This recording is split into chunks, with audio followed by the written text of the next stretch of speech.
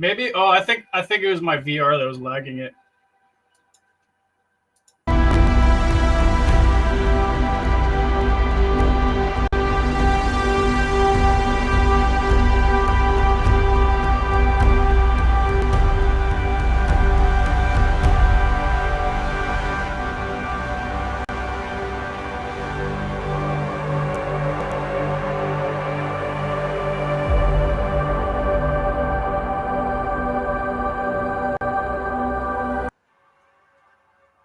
I got a bunch of food from Boo Boo Pho.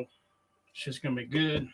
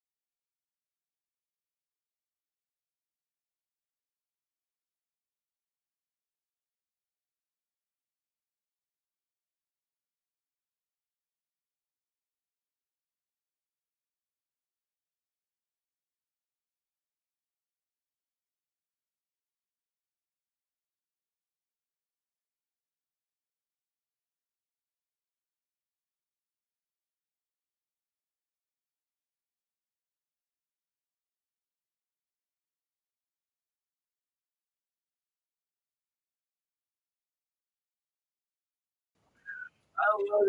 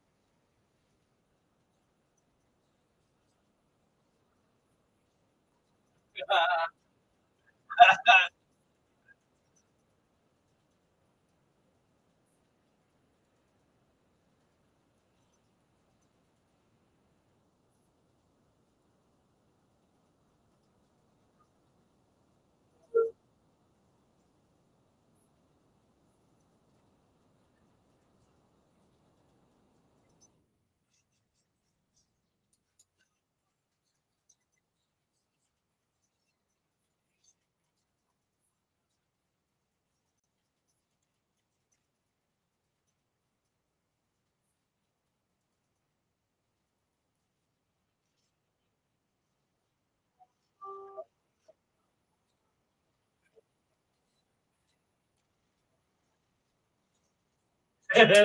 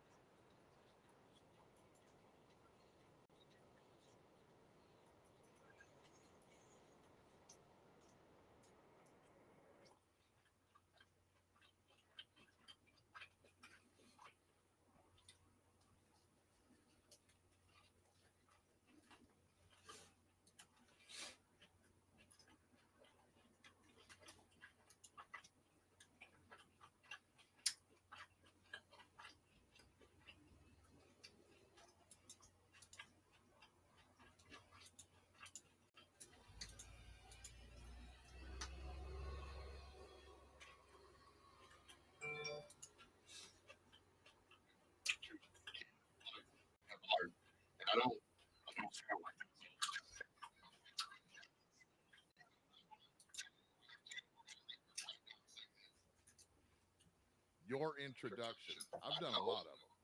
I'm around. I have people all the time tell me,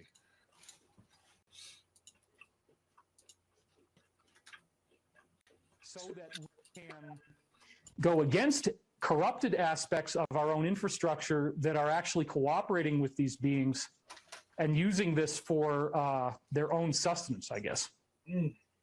And wouldn't you know, I got a tractor driving right behind me. There is a war going on with the Draco right now, and Pete would talk to me about this, and he said that we were winning. There's about, from what Pete said, there's about 3,500 of these ships out there that Ben built, at least, that we're using. And he said there's Americans all over the galaxy. He said that we have colonized 65 locations off planet Earth throughout the galaxy, and that each one of these locations typically will have at least 3,500 soldiers there. And the goal is to fight these reptilians. In fact, I just got a whole bunch of new information on the Draco today, believe it or not. They are distributed all throughout the constellation Draco. And apparently the reason the constellation Draco was named that way is because there's a lot of them out there.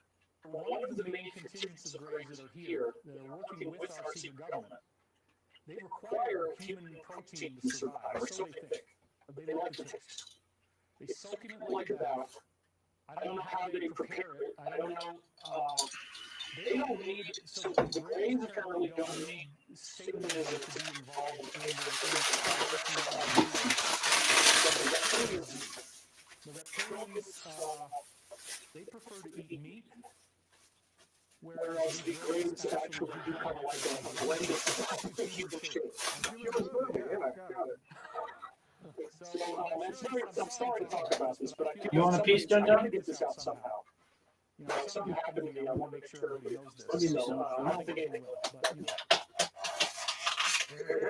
It's your real debut of our anti-gravity and free energy company. This is not a hoax. We're actually moving forward to do these technologies, get them out to the public. And so I'm here today just to remind you, add these questions over here. You know, I don't expect you to have 4 camera angles like this. So I want to share with you a video that I shot in our secret hangar. It won't be secret for a whole lot longer, but you know, we're just trying to not let it be too obvious so that our enemies don't get a head start. And I am here in our undisclosed location, which is codenamed Snapper. And this is the future, folks. This is where we're going to be prototyping your hovercar that you'd like to have ready for commercial development at affordable prices in the not too distant future, hopefully within 4 years. Work for prototype number 1 here. As you can see, I was not lying to you. Hello! We will be hoping to sell you hovercars very soon. I can't actually live in the building. I asked, and our zoning regulations don't allow that.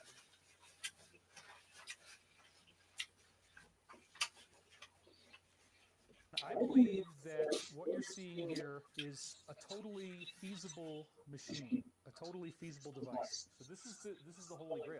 As part of the aerospace community, we don't only want to pitch foreign countries, we also want to pitch the United States on our products. To be perfectly honest with you, we haven't had the kind of interest and participation from United States investors that we had wanted. I performed. And then now we have some new investors. You have to use the orgasmic energy, apparently. Something about the orgasmic energy. You know, rub-a-dub-dub, 4 minutes. I'm not even going to go there, okay? But, once I actually accomplished what I wanted to. I've never met 45. It didn't quite happen, but I had a dream years We've got ago the open start where cluster it right said I here, was and one of the we've got founding Venus right fathers of here. anti-gravity, or that I would be seen as one of the founding fathers. In aerospace, in order to do engineering, it can cost like $2 billion a prototype. Engineering is No, you're not incredibly late. expensive, If you're and not the a main member, reason is because a you are lot of right people on don't time. know what they're doing. And it turns out that people don't really know how to make airplanes very well. It's very expensive to make new jets, but from all the people who I've spoken to on the inside, it's a commonly held belief that Ben is the premier aircraft or spacecraft designer on Earth today. I want to show you, first of all, a 3D printed version of a craft that we designed will actually travel through space if we so desire. I was very proud of myself. This was the first time I've been able to get the 3D printer to make one of these.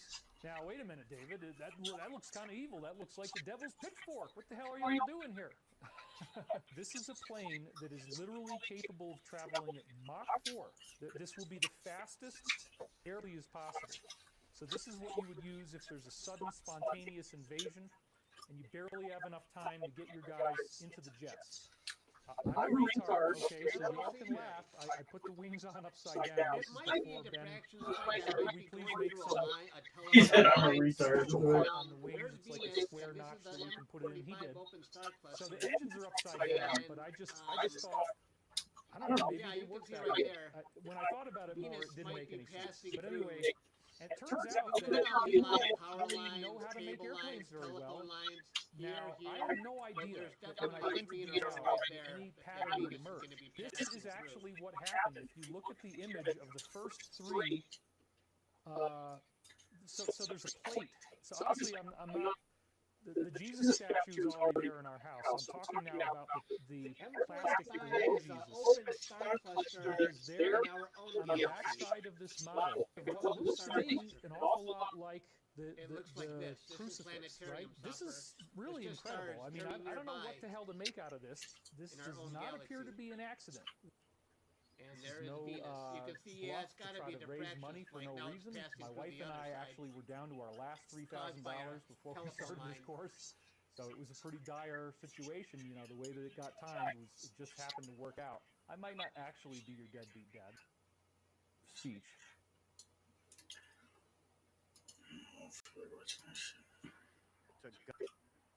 Right? This is my calculations now. So that 3% is like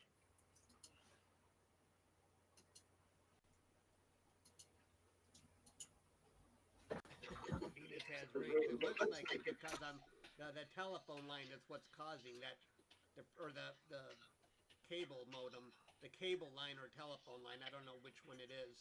It's causing that.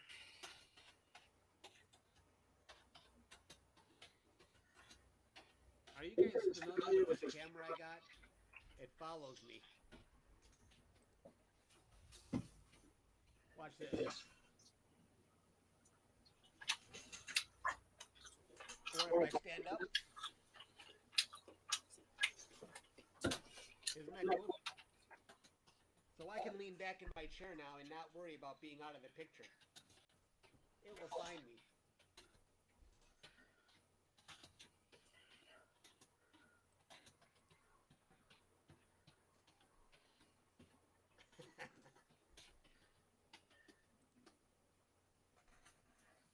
Yeah, that's cool.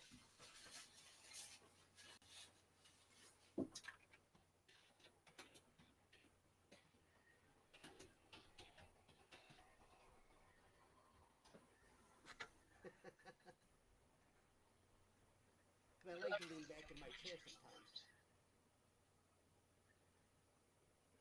It is the OBS camera. Would you want to link for the camera? I can send it to you if you're really interested. It's a web camera, OBS.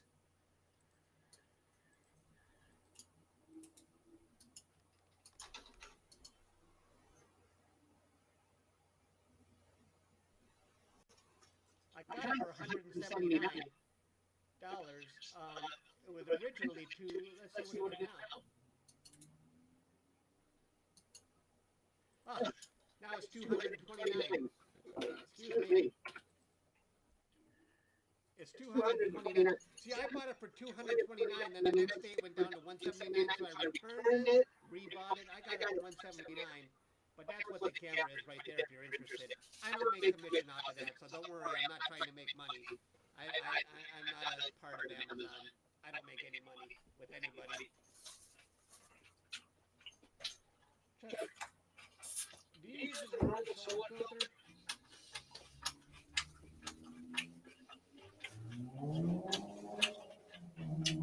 I use the H Alpha Solar, the Daystar 4, the H Alpha Solar filter. It's the Daystar 4.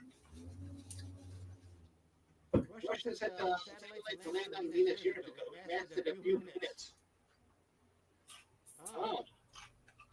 Sent back an interesting video. Interesting. I don't think I've seen that. Hi, Pi.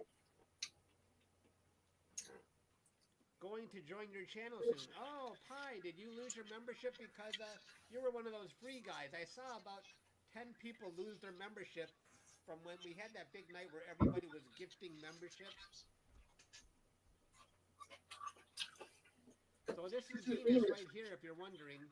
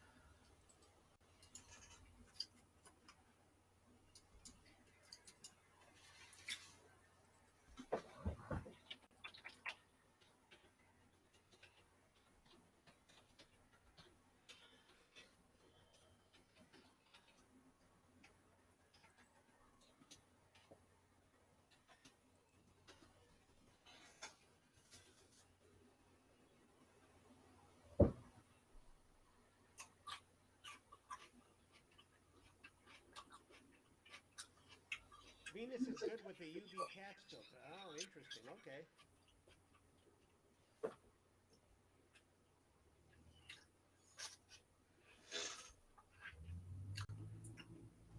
Thank you, Grandmaster. Are you a chess Grandmaster?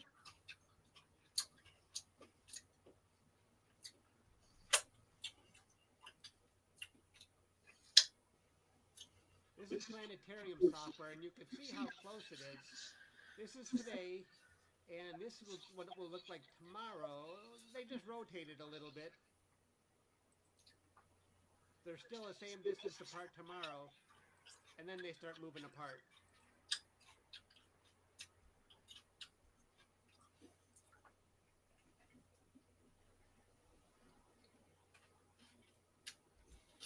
And this is just my surveillance camera, and you can see how low Venus is. There's Venus right there. I've got 3 scopes out.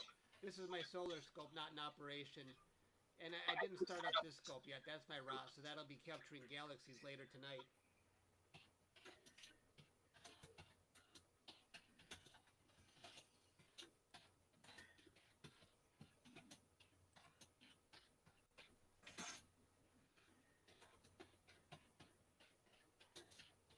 Yeah, Pleiades is going away for the season. Too bad I didn't get a chance to capture it this year because I had nothing but clouds from November through January. I mean, it was the worst winter for clouds I've ever seen. Terrible. Mm.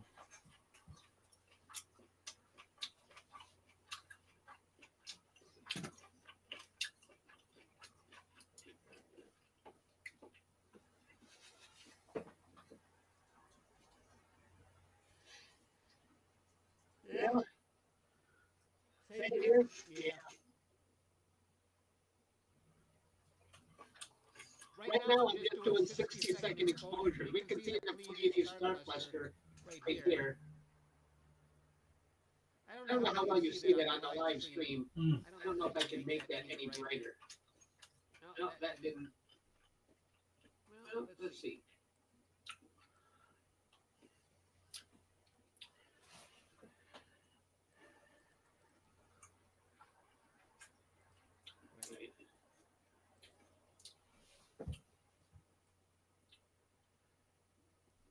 Should have gotten the pho. Should have gotten the pho with the sandwich instead of the stir fry with the sandwich. Should have gotten that really fresh, good pho. No, I'm gonna make it bright. Hang on. Let me see if I can do it this way. Shit's really healthy. Yeah, I guess I'll drink some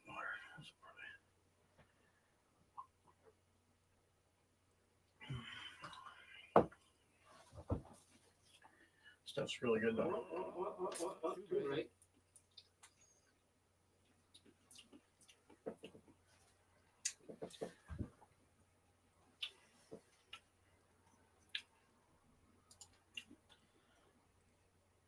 What is hoisin sauce made of?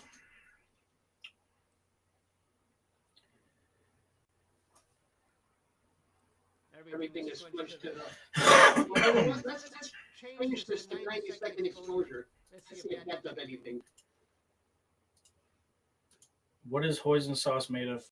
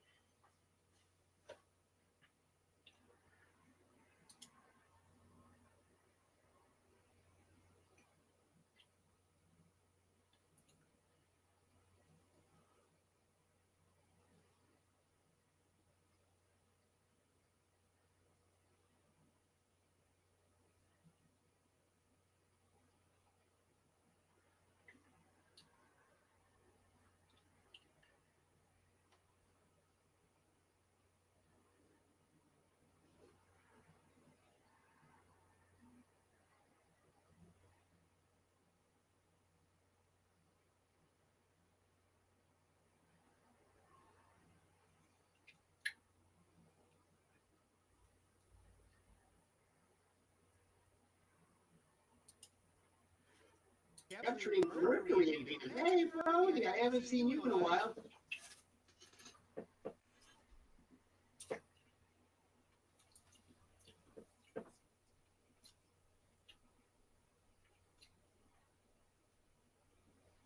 It's just from Hong Kong, yo. That's what's up. Ooh, Mm, that looks a little better. it's that good shit.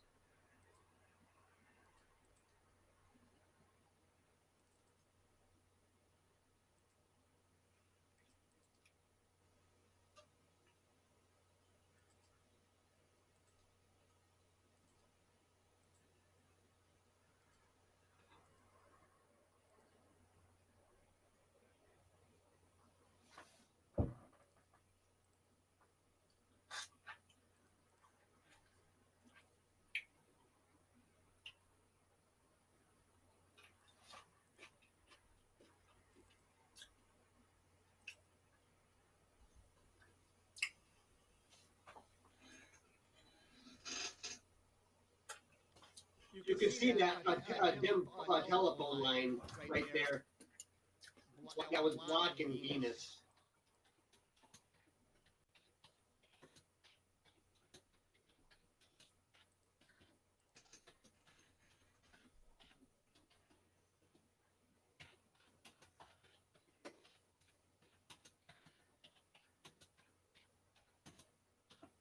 Hi, Dan.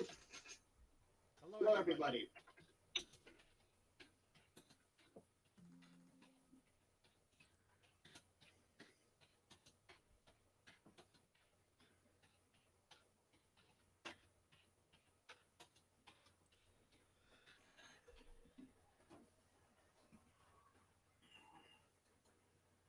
Hello.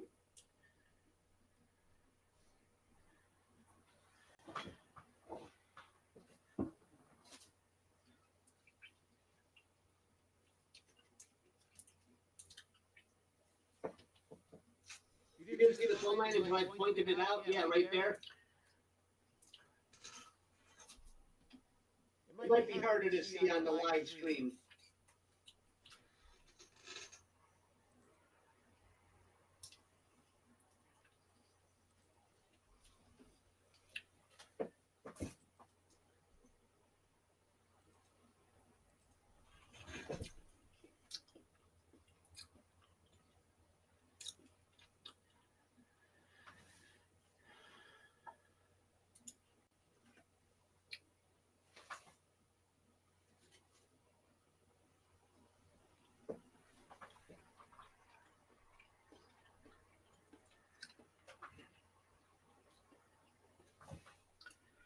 Wait, did he say there's a UFO?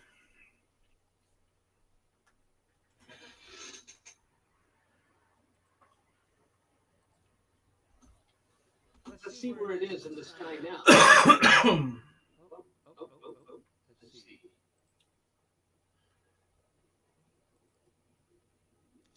Okay, here's the scope that's pointing at it. Doesn't look like it's pointing at it, but it is, and there's Venus right there.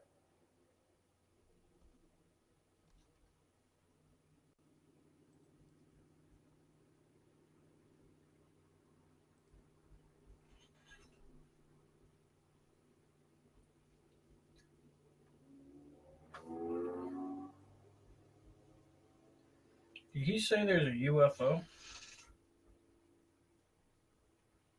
Today's markets have caused more beginner traders to blow up their options accounts than ever before.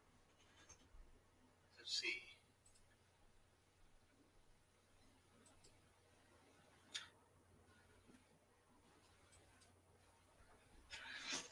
You didn't see the phone line until I pointed it out? Yeah, right there. I love how this camera follows me. Love these gadgets. Astro Crone.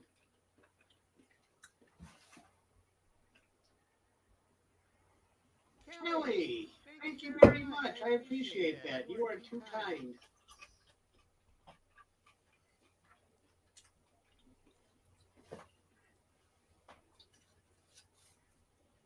Astro Corona is my moderator, but your job is much easier, Astro Corona, ever since I set it so that only subscribers to my channel can leave a comment. And then you have to be a subscriber for at least 5 minutes before you can leave a comment. I mean, you're getting a pay cut, Astro Corona, because you really don't have much to do anymore. I pay Astro Corona about $55 an hour to help me moderate.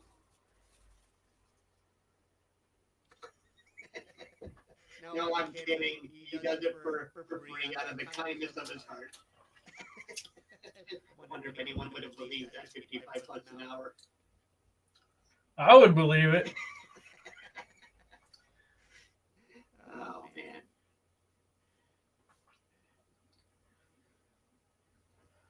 Astro Corona thinking, yeah, right. I don't know what this is. It looks like maybe a tree branch is coming down. Mm. That's a lot, right? I hope Astro Corona is still here to hear that. He would have had a good laugh.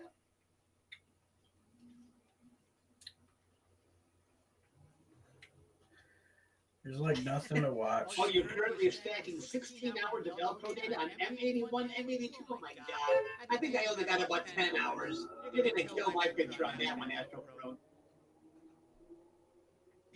A little laggy. You're here.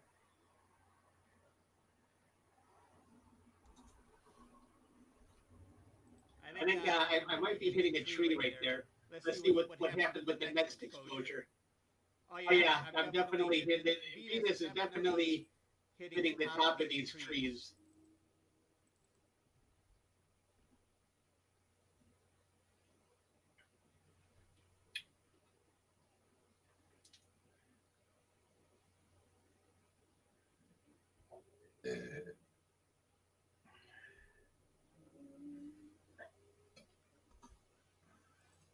We'll see. Yeah, you can see the trees are getting slowly but surely. The trees are on the way. It was low to begin with. You've never done anything over 5 hours on Galaxy, so this should be fun. Oh my gosh! You mean your Leo triplet wasn't over 5 hours? Because that looked really good.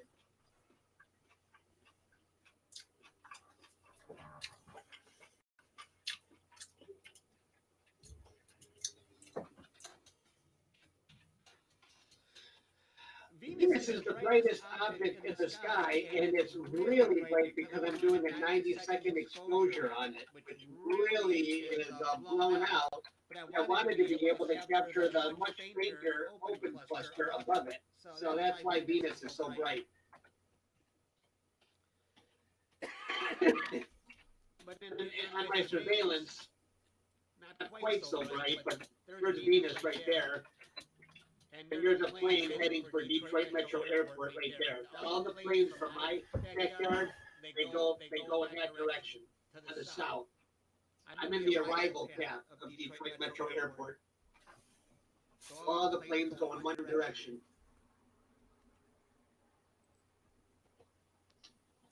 The tree is going to keep creeping more.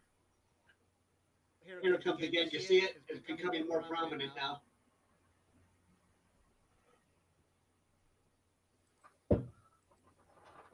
Mm.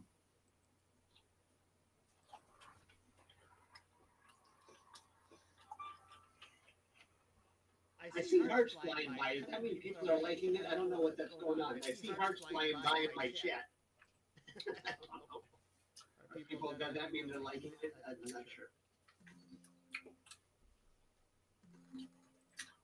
You can see I'm passing through I'm passing through a telephone line right there, causing my guiding to go crazy, but I think it's okay now.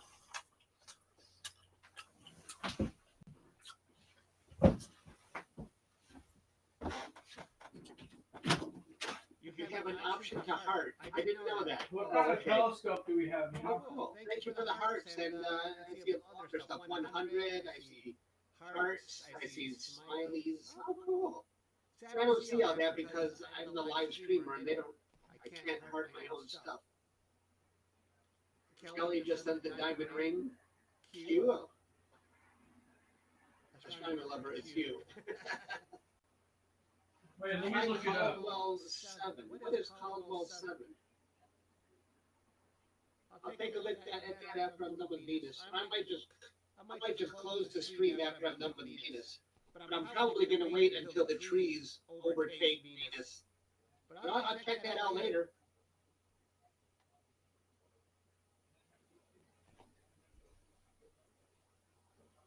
The stream's already been going for an hour. Cool. Astro Corona, you've been a member for 15 months. Not concurrently. Where do you want me to send you a link to a Astro good Corona thing to did watch to on me when you astrophotography? bought And it. what I got a good telescope friend you on use Spencer right now. Chuck. Got a good friend on Yeah, where do you want it? But now he's a member again. Thank you very much. I know. I remember you ditched me. That's okay. That's okay. I don't hold a grudge. All right, I sent you the link. He's looking at Pleiades and Venus. He's got some really nice celestial telescopes with digital Do you still like that mount? Is it working out for you? That was the new ZWO mount, right?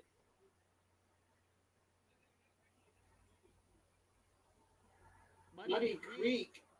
I always call it Muddy Waters. Muddy Creek has been a member for 16 months. Was that concurrent? Or did you even come back like that trader Astro Corona did? Astro Corona knows I'm kidding him. Oh, it's great. Excellent. Excellent. Was it hard to find the configuration settings and all that? If I ever get that mount, Astro Corona, I'm going to definitely ask you to help me. Concurrent. Cool. The mount is great. That's great. That's really good to hear. ZWO got it right on the first time. Good for them.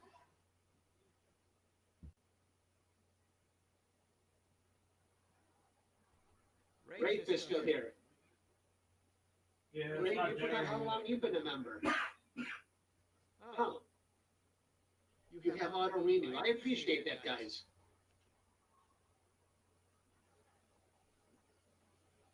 Anyway, you got it. Hunter, did you doubt me? Did you think I would be able to pull this off, getting M45 and Venus in the same shot? Oh, Hunter, had to come back after you changed banks. Oh, okay, you changed banks. Someone hacked your bank account? Oh my gosh, how did they do that? Did they actually gain access to your home computer? Is that how they did it? Oh, I got it now.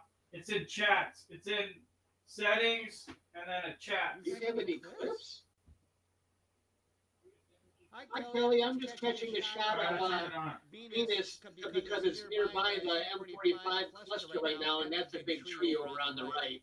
I just knew these two objects were going to be nearby, so I decided to capture them. There's the Pleiades right here, and there's Venus.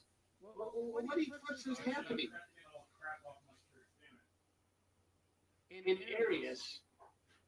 What kind of eclipse?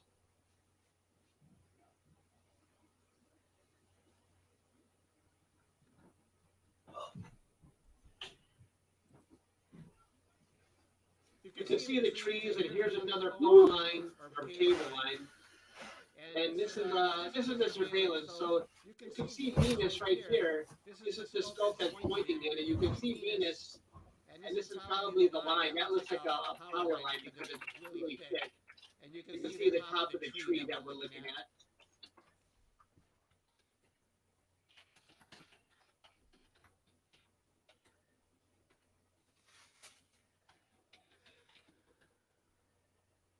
They stole $4,000. Oh wow! And they got away with it. That's scary. I'm not even capturing data. This is just live. I'm not look at it. It's with the mono camera anyway, so I wasn't planning on processing this. It would have been better if I had a color camera, but this I'm using a mono camera. I just wanted to see the live view, so don't expect any processing to come of this. That's very scary, Hunter, because you know I'm online and that just stuff scares the hell out of me. Yeah, I don't save any passwords on the computer or anything like that. It's all in my head, so the computer doesn't save any passwords. There's, you know.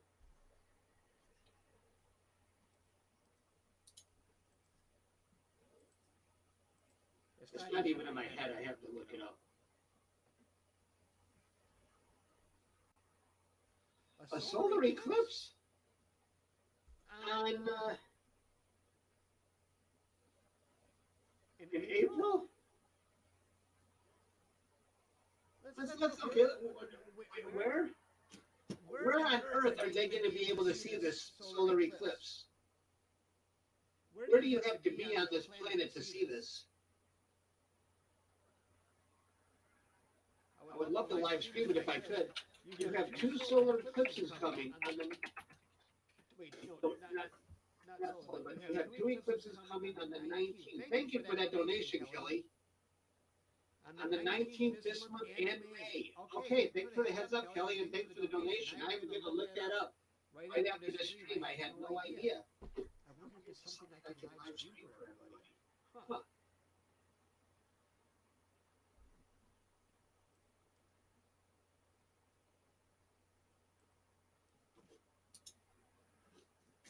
Is my stream okay? Because I'm getting warnings from YouTube. Or am I choppy?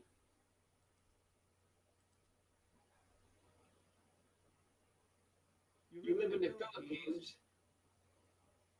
It's in the United States. Holy crap. Depending on time zones. Wow. How come I wasn't aware of this? Audio was fine. The stuttering in the video. Why am I stuttering in the video? What is going on?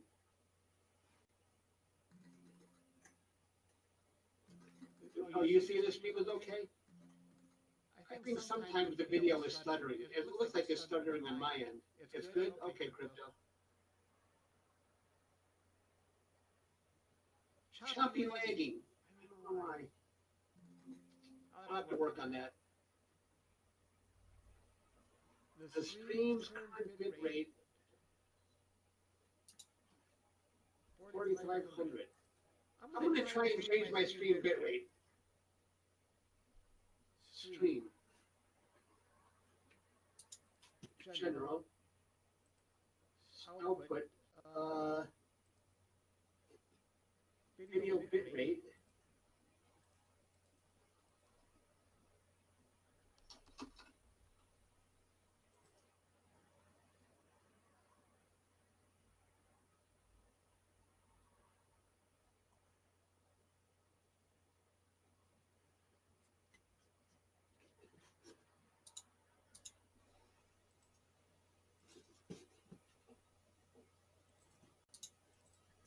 I changed the bit rate. Let me know if that made a difference.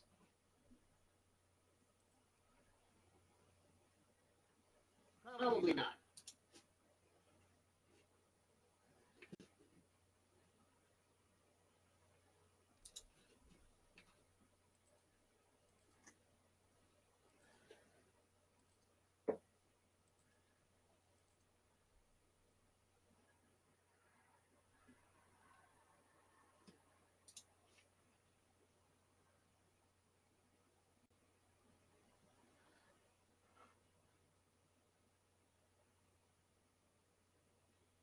It's worse. You made it worse? Oh, jeez. Okay, hang on. I put it back to where it was.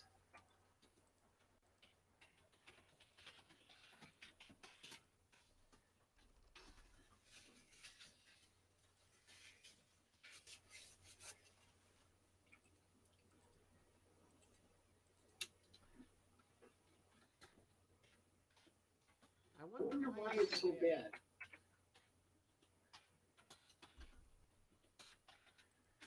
Maybe because this is running too.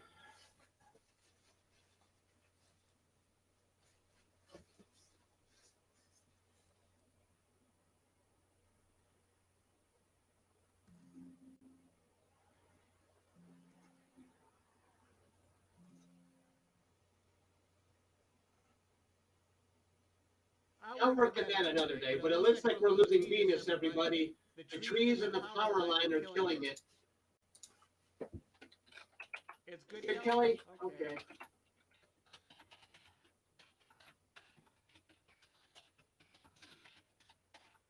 I wonder if because I was streaming my surveillance at the same time I was doing this, that made it worse. I think it might be better now. Yeah, that was it. Once I closed my surveillance.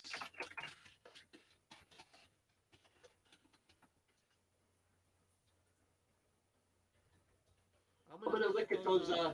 Yeah, we definitely. The trees are definitely an issue now.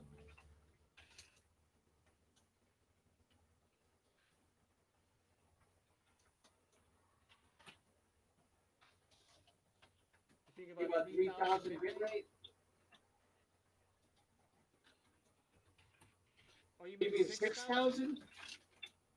I'll play around with that. I think it was choppy because I had my surveillance running in the background. I think that was just a little bit too much. Because ever since I closed the surveillance, it looks better now.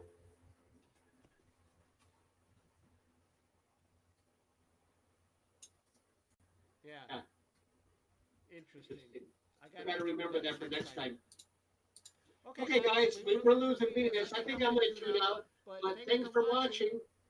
Thanks for watching, everybody, and I will see you later. Okay, bye, everybody. Thanks for tuning in. And thanks for the donations. We are losing Venus. No. Bye. I have not seen Mercury yet. See you later. There's no way. No, okay, I'm going.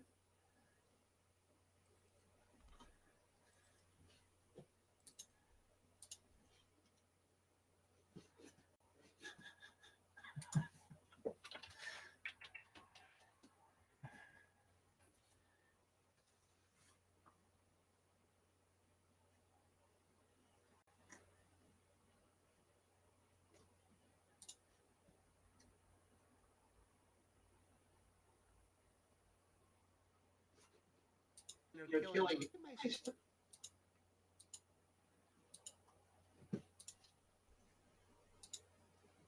I can't even do guiding yet.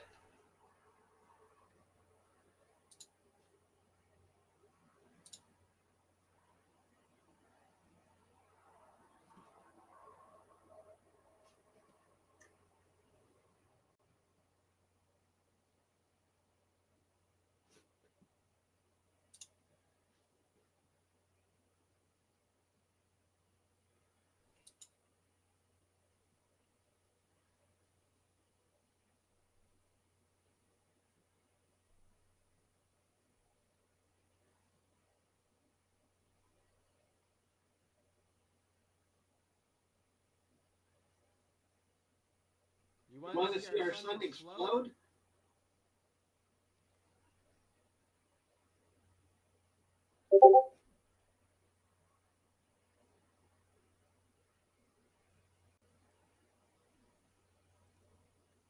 Does the flare look like it's going away? I think the flare is going away.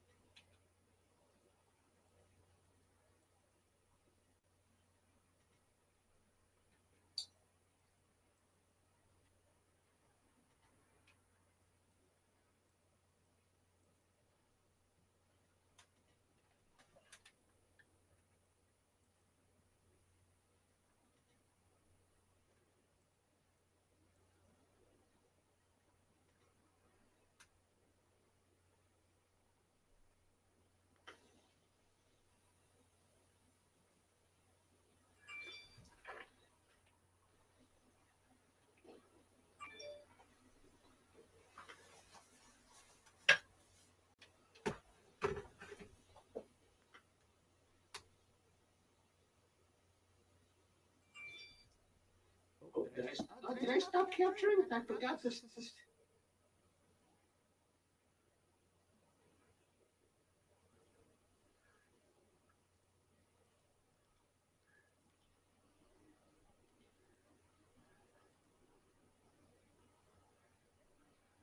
Oh, geez, scene conditions are terrible. It's killing my focus. I'm going to stop this. Let's move around the sun. I don't know if this is really a great day for actually capturing, but we can browse around the sun. Hang on here. I want to just offload all this. And if I see anything worthy of capturing, I'll do it. All right. We're going to browse around the sun now.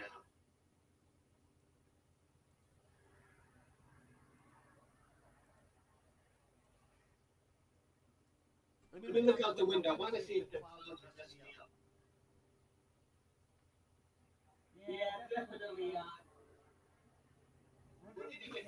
There's a little bit of haze out there that's messing me up. But it looks like after that haze, there is a nice clear stretch of blue sky.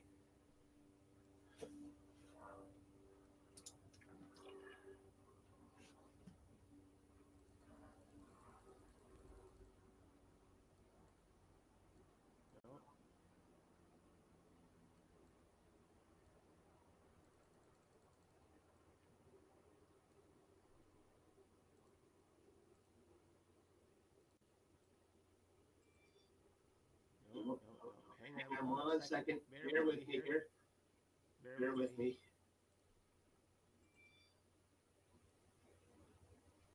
Is that? I'm always tweaking. I think I'm going to go with this.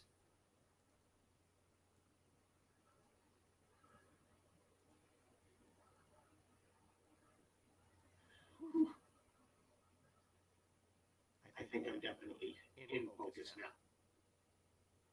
All right. Now let's stretch that. It looks like it shrunk down again. Hang on. I think they looked better before. But let's process one. Where am I? Okay. So let's do this.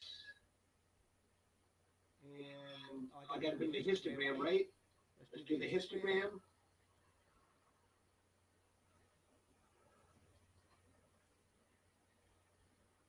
Look at that. You see that right there?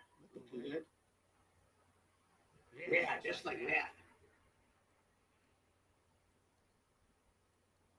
We'll sharpen it a bit.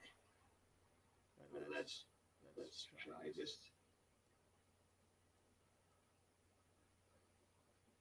Hang on here. Woo, woo, woo, woo, woo, woo.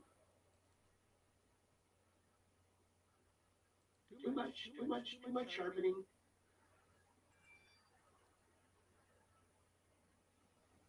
Hang on. With this.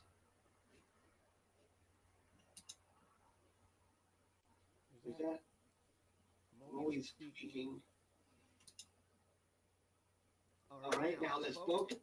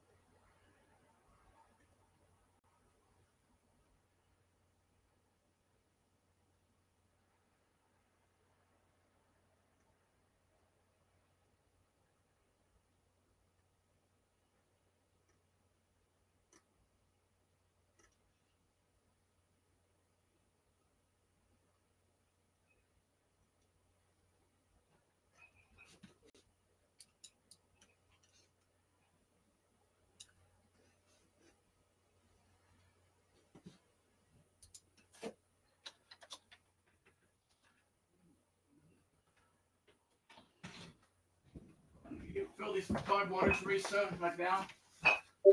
Please. Yeah.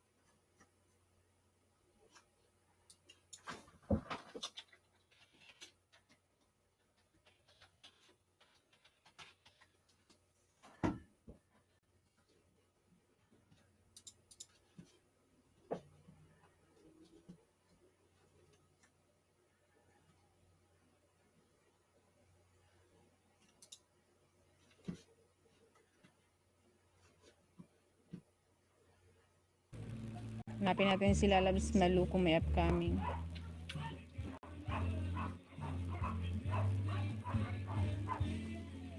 O, Lalabs Mio kahapon yun.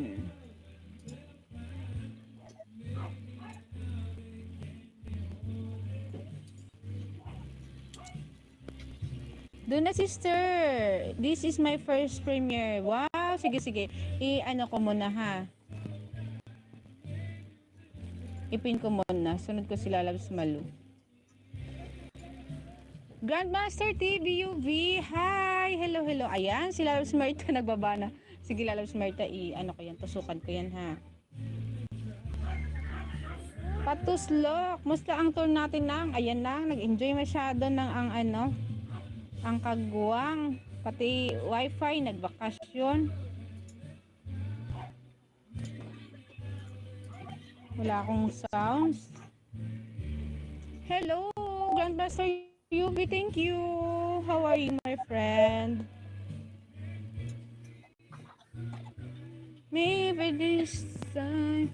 Paano open mo nga itong cellphone na to? Ayaw magbukas, oh. Gidrain ni Laika.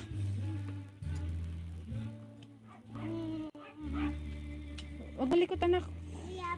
Bigay mo muna. Wag mo yan, nak. Gagamitin, mama. Bigay mo na kay Papa doon. Pabuksan mo yung cellphone. Dali na. Share to the galaxy, Ma'am Donay. Salamat ko, Sarah. Ayan. Hey, ipa-open mo muna doon kay Papa mo. Hello? Yeah, I don't know if I told you that my telescope is an 8-inch scope like Becky's out there. He's got the solution on what's good. The two companies that make almost all the telescopes people buy. Share to galaxy. Wait lang. Cool. Kabad tayo ng salamin. Wait. Sabi, pinagpapawisan ako. Parang bago ako mag-live. Nahihirapan ako. Nahihirapan ako sa mga bagay-bagay. Sir Sarah, good morning. Enjoy your food. Donna, Lalabs na Risa, good morning. Donna, That's pretty good. Uy, Lalabs, 7 months na tayo. Ay, lagay mo doon. Lalabs ka, baby, thank you. Haha, digdig ka na. Oo, dedo na ako. Naninibago ako. Giyata. It's good. Salamin ko Not bad. nagluwag. Naipit siguro to sa Huh? sabi, nailagay ko to kasi I think the flow is a little bit better, but salamin ko. it's pretty good. Salamin ko hindi na It tastes kind of like a pad thai. may gulay talaga, oy. Dan Freya. Lalabs, Yeah. thank you. Yeah, you can taste it if you want. What? Guys, and hello there, over there, and over.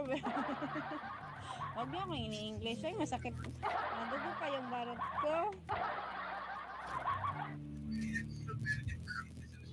You have any extra hoisin sauce?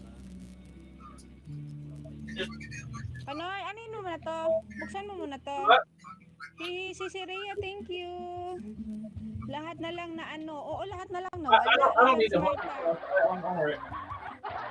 Magsama I was lahat. wondering if you had any Kanina pa saan ako mag-start mag-live? Alas 9.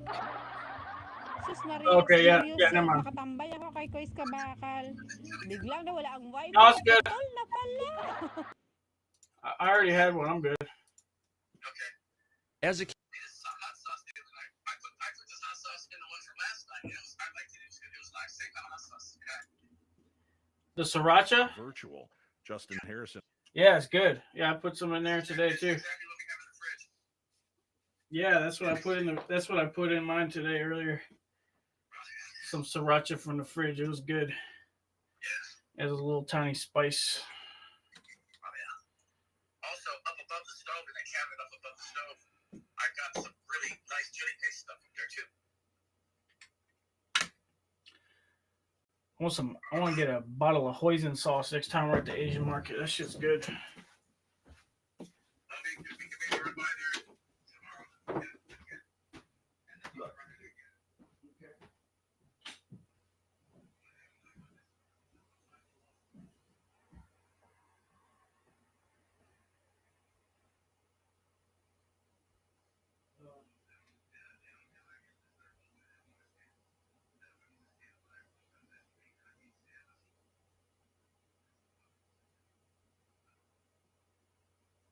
I would do a longer live stream on the telescope. I wonder if there's any other astrophotography live.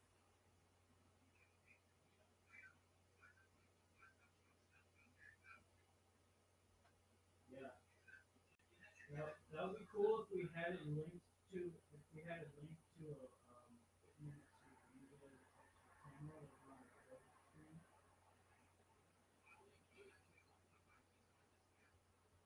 Yeah, exactly. Exactly. Yeah, exactly. Exactly what I was just thinking 10 seconds ago. Yeah. Yeah.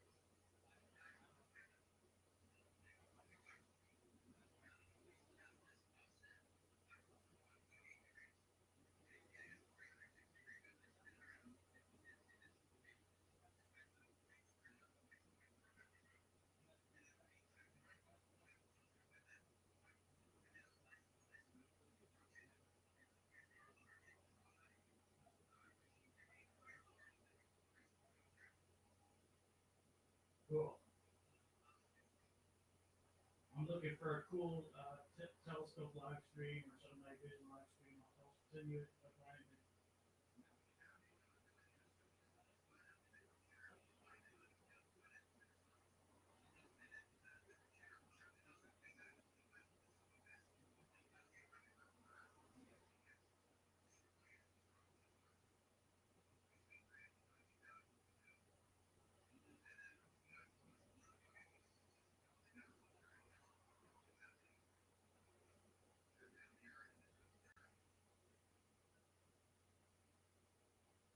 Well, here's a 24/7 live Arizona skies.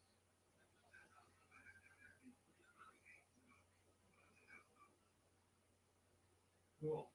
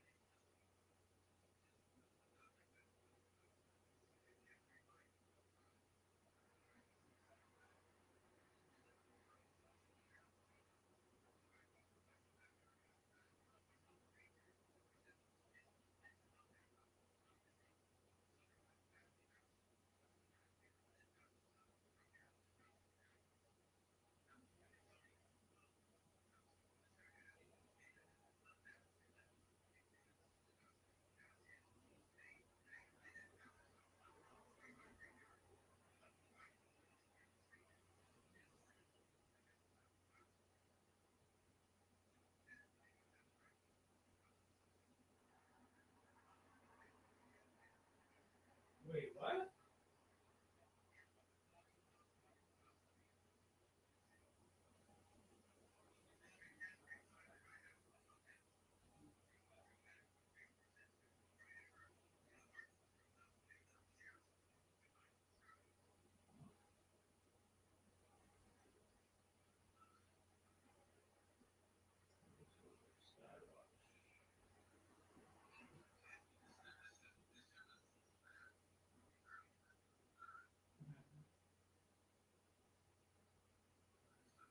That's the good stuff.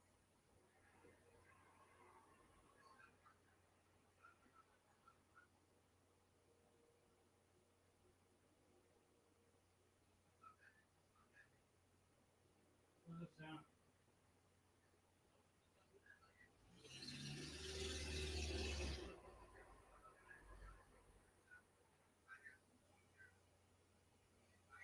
Yeah, I was wondering what that was.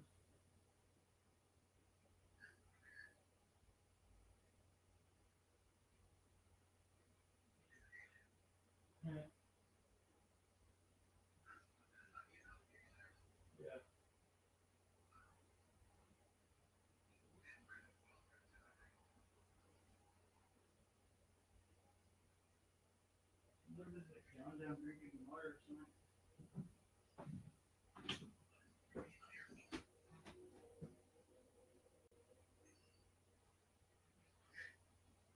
Okay. Like what?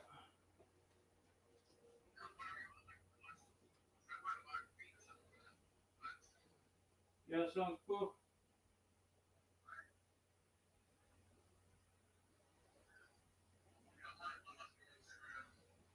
All right.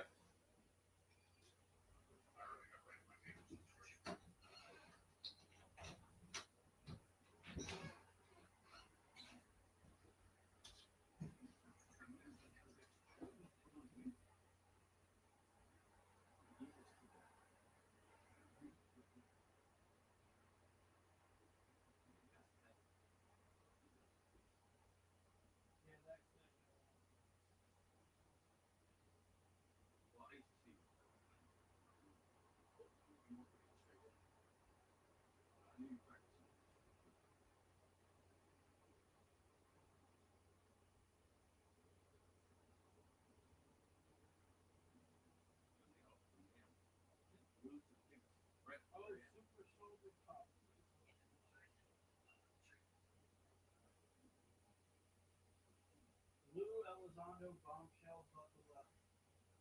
I heard from UFO man that he has a potentially really cool witness that Lou is actually TRD triangle craft.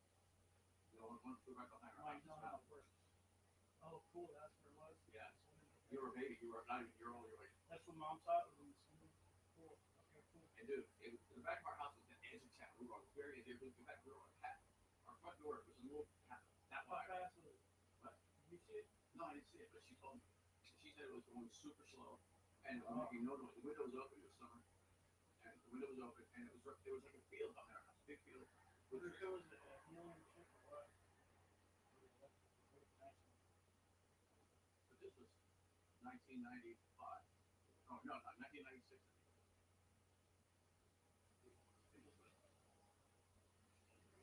And you have one of the rental courses like this?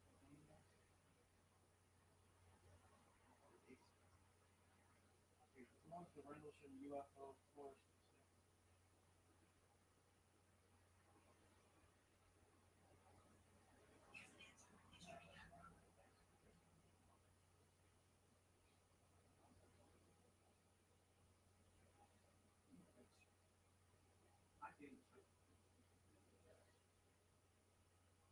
Oh, late.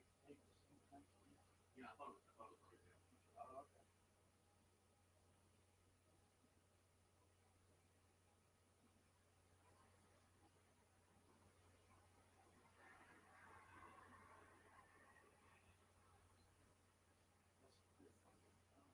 So, John? Yeah.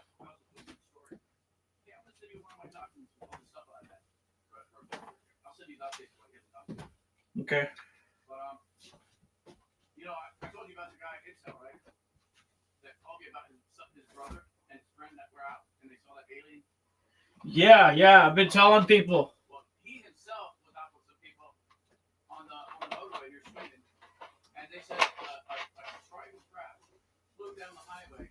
It was going about as fast as them. Actually, it was going slower than they were, and they could pass it and stop and watch it go by.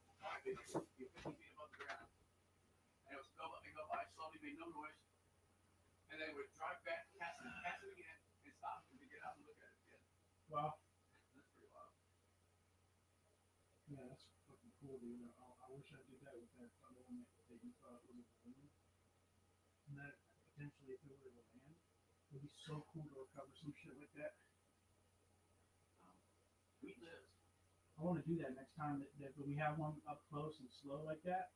Like that looks kind of like we should try to follow it and then see if it ever lands. And we can try to potentially pick it up.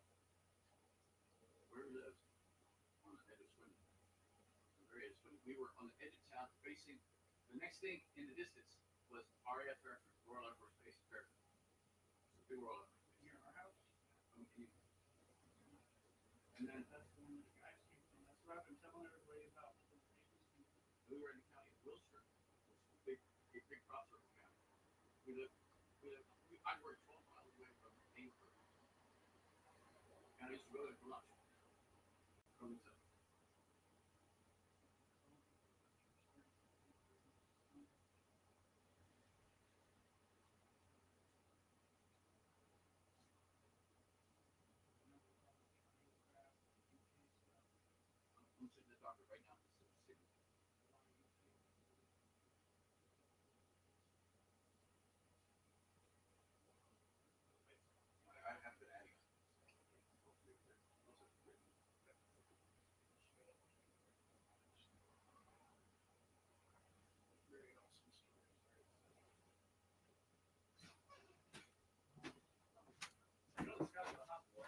No.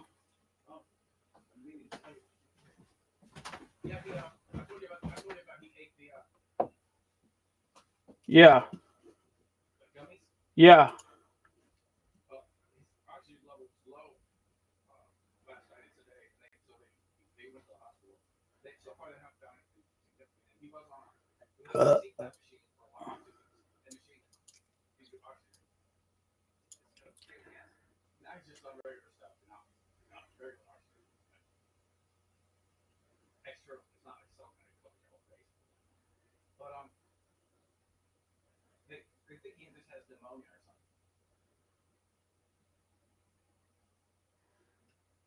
Huh.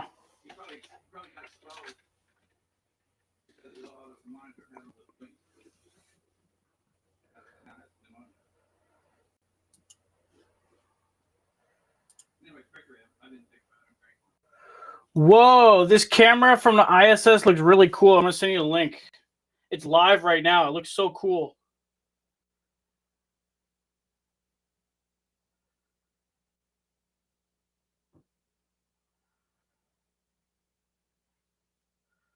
I've never seen the ISS main camera look like this. This looks very cool, NASA. I really like this, NASA. This is a very cool view with the robotic arm and shit. Check out the link I just sent you.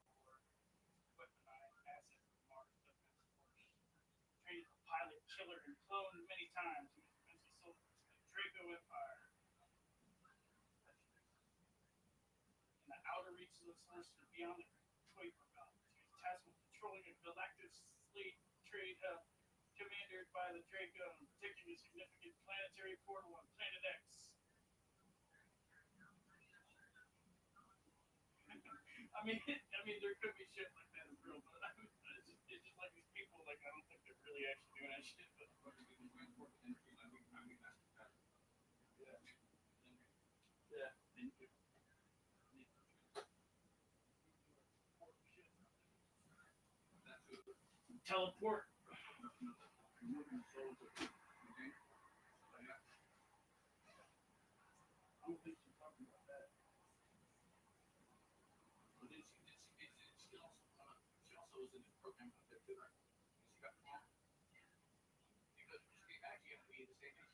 After abductions to work for the Germans on the moon, she was sent to Montauk and survived.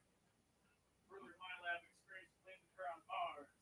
She was engineered as a cyborg and weaponized assets for Mars Defense Force. That's what I want to fucking do. I mean, I wish we could do shit like that. I'm trying to get the flying saucer so we can do that shit for real. No, I think that's well, yeah, we need to get the flying saucer for everybody. I was wondering, maybe that's what the Navy was doing. So you're talking about submarine, yeah, some of the people going to see space, yeah. Yeah, and I think when I said I was going to summer, they probably said like they could say like because when I took the test when I went in. Or Navy pilot. When I was 17, I took the aptitude test and all that shit to see what you're capable of. They said, and they tell you what you can do. You can just put that or that, you know. The neck or whatever you do. They wanted to teach you nuclear stuff? Yeah, dude. They said to me, they said, anything you want. You get anything, any rating you want. That sounds cool. Yeah, and so I would choose some Space Force cool shit. Well, I choose electronics technician, and then when I went to the A school, which is the law school, they came to me after a couple months and they said, "You're 40, aren't you?" I said, "Yeah, neither." They're like, "Why are you dying when they?" And they said, "Well, how would you like to just, put you in a room and give you all the materials and you can just learn on your own and test out whatever class is testing out in that sector, that week." And I did that, and then we got like a 98 or 99. You give me a drink. 98 or 99 break for an hour. And then they asked me to sign up for 2 more years, and they wanted to send me to nuclear power training school in San Diego. Cool. I said, only if you tell me I'm not going to be in a submarine for 6 months of the war. And they would have said, they would have guaranteed it. So I said, no. I was an outdoors kind of guy. I was yeah, that shit's rough. Plus, I know they give you all kinds of crap in this place and that. So you can't go on or something like that. So, actually, you know what it is? You know what they put in it? Remember that 50-pound thing of potassium nitrate that we got? Just fucking concentrate for you. The white powder, remember that? That's what they put in it. The stuff that you can make explosive. Yeah, I know. You told me that.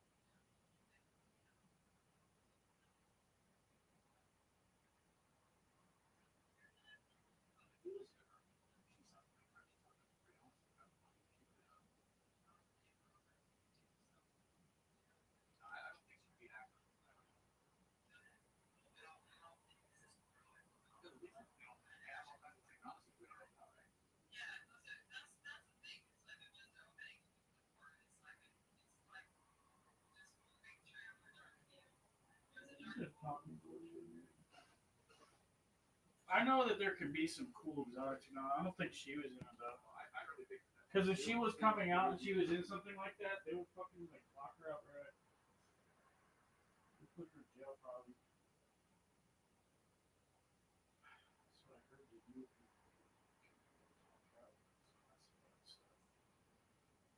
Why would they not guarantee it? Stuff because they need it. They need to do it. Why would they say that? Cool if you could get into the UFO nuclear powers.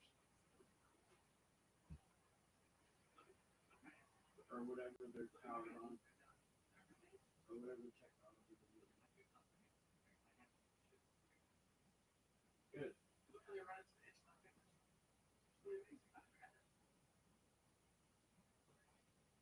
But I don't care about you.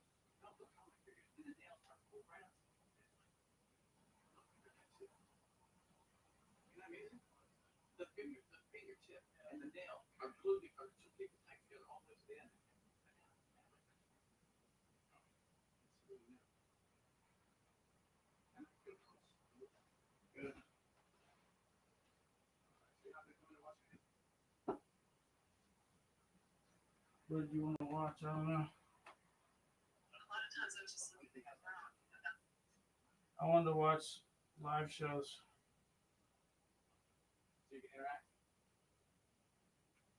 Yeah, hang out and learn some new stuff.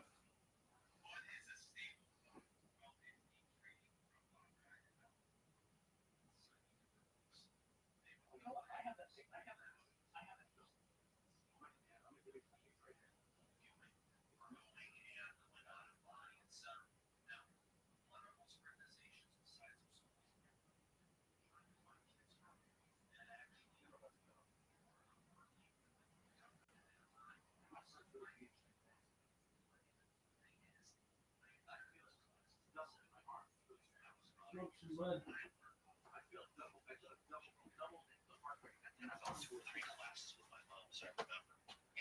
Man, the ISS main cam looks really cool right now. I don't know what they're showing right now, but it looks cool.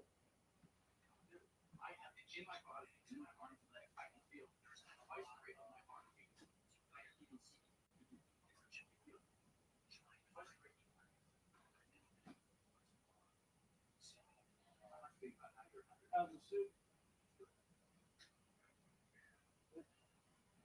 You got the beef and brisket, or what is it called? How is it? Is that the weird chips? Huh? Maybe a tiny little piece. You can rip off a little piece.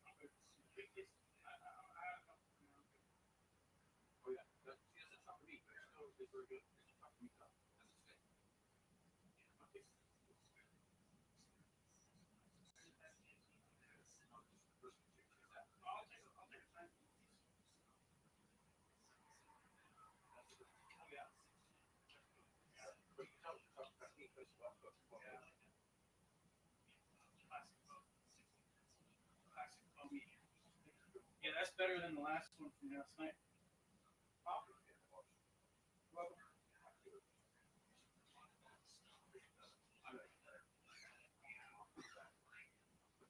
Yeah, me too.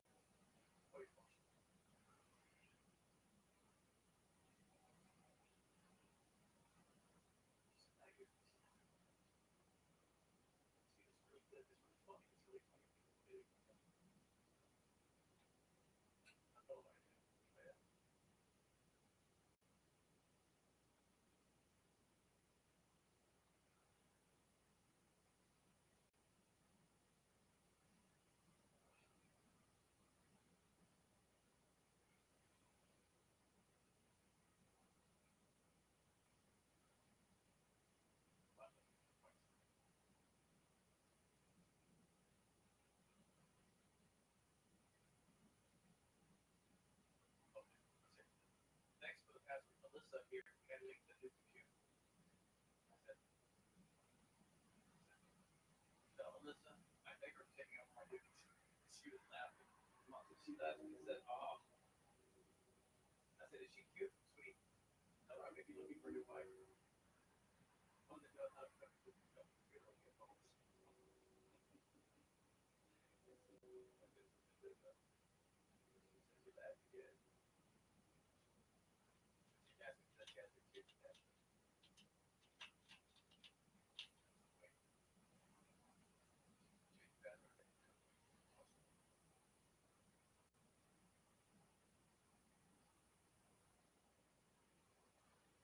I checked the passport to study your sign of life.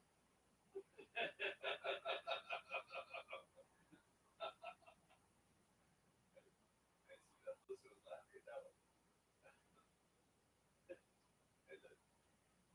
And I said, Mom, I said,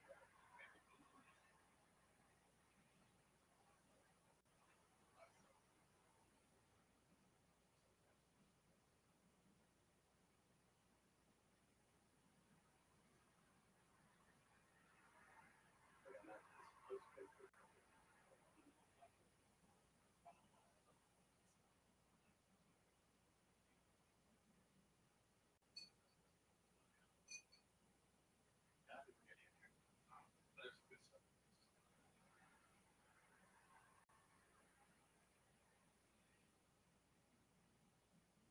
She was quick to that. I mentioned that Buckaroo was the base for Eudora, and she was trying to get, she couldn't get to work. I said, but where's the base for that? And so she like got the new Thunderbird. I said, because Eudora will pick up the mail. Thunderbird will pick up the mail that Eudora has stored like instantly. And he had opened it a couple months.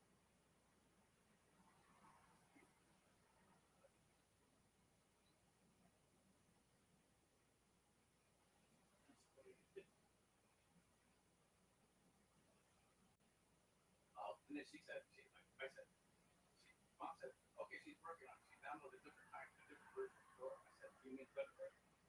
I said, but that worked. And I said, yes. I told her what it's going to do. And then said, okay, good. And now I started out. One day, she had the whole thing going. That's what I do. She said, oh, yeah, Thunderbird is great. And then she said, six.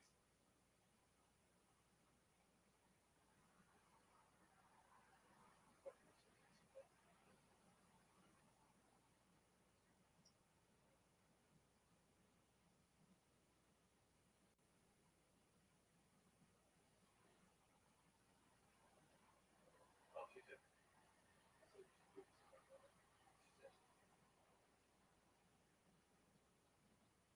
thanks so much for your help. Want to. She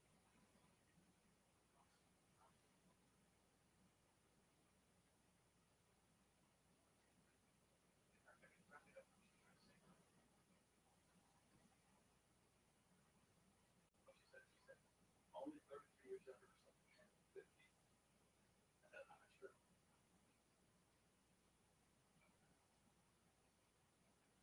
said, how do you decide if she's right? Then I can take them and I put a rose with the guy with stuff.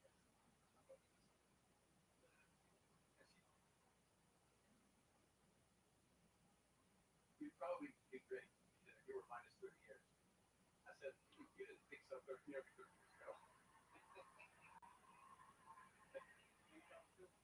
Well, she said, you'd probably be great if you were minus 30 years, right? For her. You're that.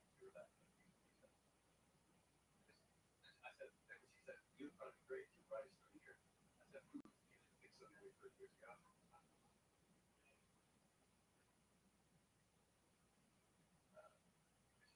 I meant you would be good. You two would be good, minus 4 plus. I said, she laughed at my jokes. That's a good start. She's rude. And I said, but I only have eyes for you. Or her sweet, smart kind of woman. That's a good thing.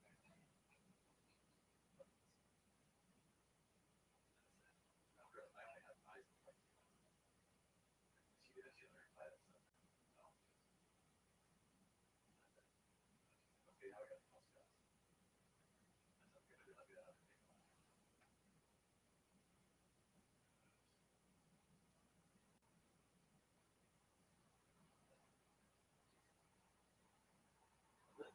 Melissa just gave me a hug and said, "This one's for Jim." I said, "Thank you, Melissa. I need that hug right now."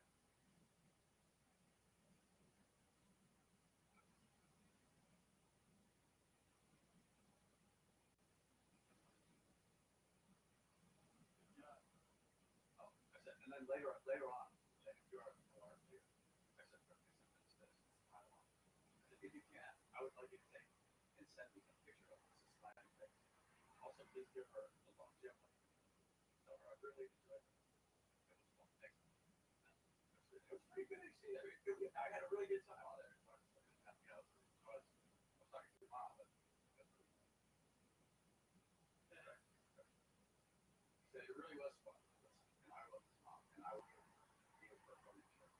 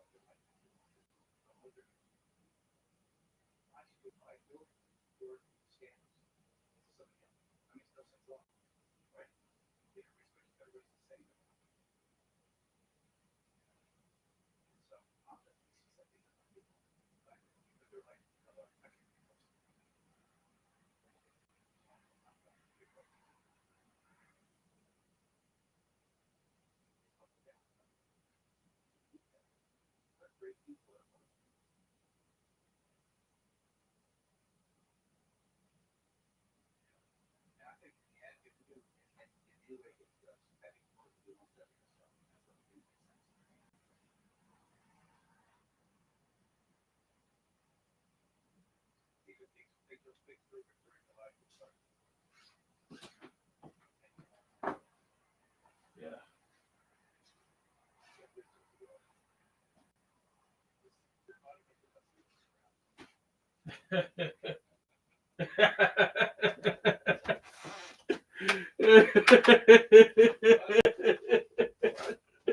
You're funny.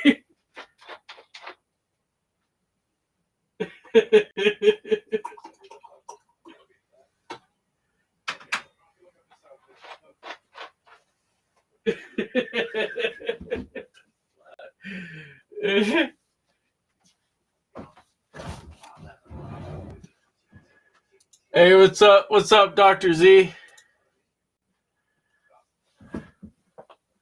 22:47. What was that? Oh, it was a few minutes ago.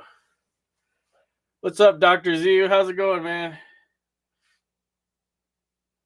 I'm just talking to somebody on my live chat.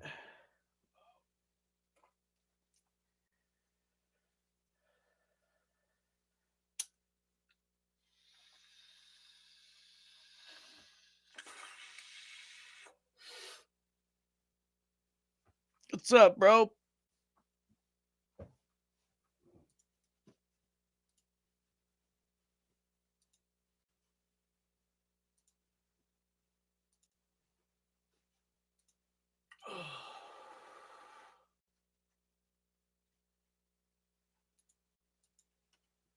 All good UFOs. Dr. Hal put off.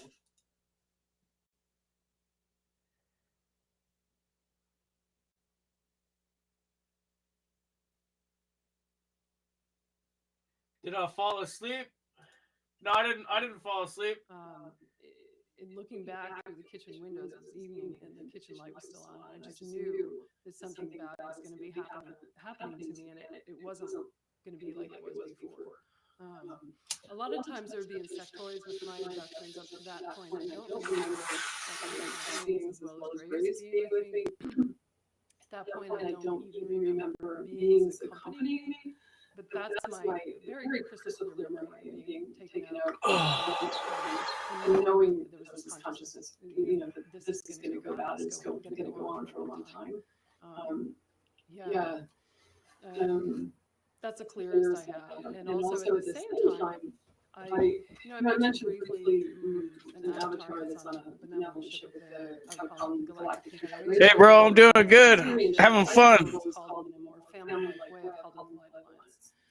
As soon as I cause something, the Galactic Confederation, I don't, it's like so official, I don't want to relate with it. But I also remember that same night of it's almost like a fragment or a split of my body, like a rag doll, going straight up into the ship, the benevolent ship, and meeting people there and them talking to me at this, like this is happening in tandem, the dark abduction, the light abduction, if you will, being taken at once. And that's, two. How could I aim this? So it's like both. It speaks to how I was able to survive all this, because I think if I hadn't had that relationship and they hadn't preserved part of me that was really essential to my survival and my soul, that I wouldn't be here talking about all this today. I wouldn't have been able to come through all this without it. So that's also that memory is very, very clear on the same night. Super soldier woman. Yo, this is a super soldier woman. So I understand the bigger picture of my soul's journey with it. Yeah. Okay. Wow, so many questions. Let's start. How about could you super soldier, super soldier woman. Technology, right? You served for 20 years. They re-age you, put you back. Yeah, with that, I mean, I'm most familiar with the time stuff that was going on in Montauk. Yeah, we can talk about that. Super soldier. There was age regression technology through the silver bullet at Montauk, but let me not digress. Yeah, let me not digress. Okay. Yeah. All right. Well, before we go to that, when they returned you, was your personality different? Did you like Penny Bradley? She mentioned that she super soldier commando. Right, that's wild. I was starting to go downhill, but I wasn't speaking German. I did not speak German, and the Germans didn't know me. I wasn't involved with the Germans after the moon in those earlier years that I've mentioned already. I don't remember being with them, so I wouldn't have spoken German. But true, when I look at pictures from before that time and pictures after that time, there's a really stark and like a difference. Wow, a difference that makes me just want to cry. Like it's so bad. And it was after that time that every year super soldier woman would pull me aside and say, "Is everything okay at home?" And I would just sit there and cry, and I would not know what to say. Like I guess everything's at home, but I feel really fucked up inside. I didn't see that. I could feel myself falling away. And over the years, eventually I was institutionalized because I didn't want to be alive anymore. But it took the better part of. Yo, you're in a place where it's Tuesday, 12:23 p.m. Where are you at? In the middle of the ocean or what?